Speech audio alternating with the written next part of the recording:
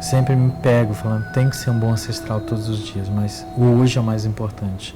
O ontem, ele não existe para esse momento, mas ele me coloca nessa condição de tem que ser. O amanhã ele nunca vai existir. Mas caso ele exista, hoje eu seria o melhor ancestral da minha vida. O cuidar tem a ver com isso. Não é Disney. A nossa história é muito séria, a gente morre no final. A gente é espancado, a gente é agredido. Elas são estupradas, atacadas. Então, conscientemente, isso eu sempre tive como fato, informação. Isso impacta, claro que sim, no início. Mas depois você vai entendendo que isso é um processo mesmo do genocídio e ele vai fazer as suas lutas. Quando eu fui me dedicando cada vez mais a construir política pública para os povos indígenas, eu usava a ferramenta comunicacional para amplificar essas vozes.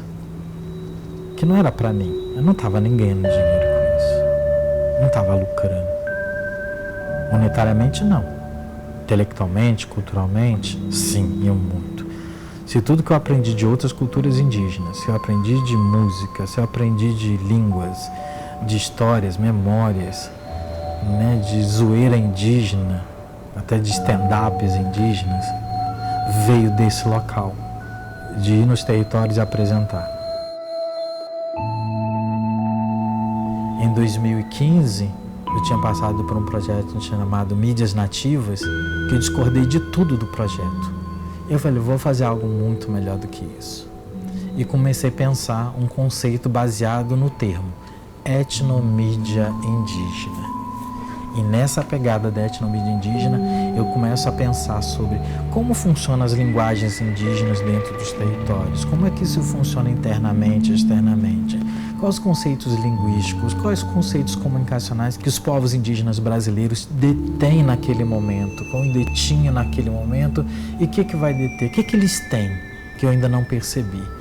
E comecei a pensar, fui ler, fui entender, pegar minhas experiências de viagem a territórios indígenas e descobri que o processo maior da comunicação indígena é baseado no processo cultural.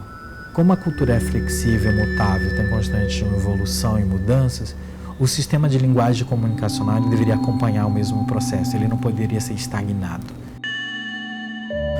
Durante o almoço do dia de hoje, eu comentando, me falaram assim, você é um babá da comunicação indígena. Misturou o meu candomblé, misturou o meu indígena e misturou essa fortaleza que é o comunicar. Ouvindo, compartilhando, entregando essa alma energética que é a comunicação. E esse babá da comunicação, do cuidar, é o que faz essas entidades, essas pessoas dentro das suas casas, barracões, roças. Eles cuidam das pessoas, cuidam da espiritualidade das pessoas.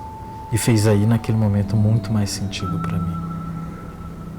Aceito sim ser um cuidador da comunicação indígena, principalmente. De outras, com certeza, também sim. Mas só fez sentido quando isso veio mesmo, por algo que está já no meu cotidiano, que é as entidades, a espiritualidade e a energia. Sim, me sinto um cuidador.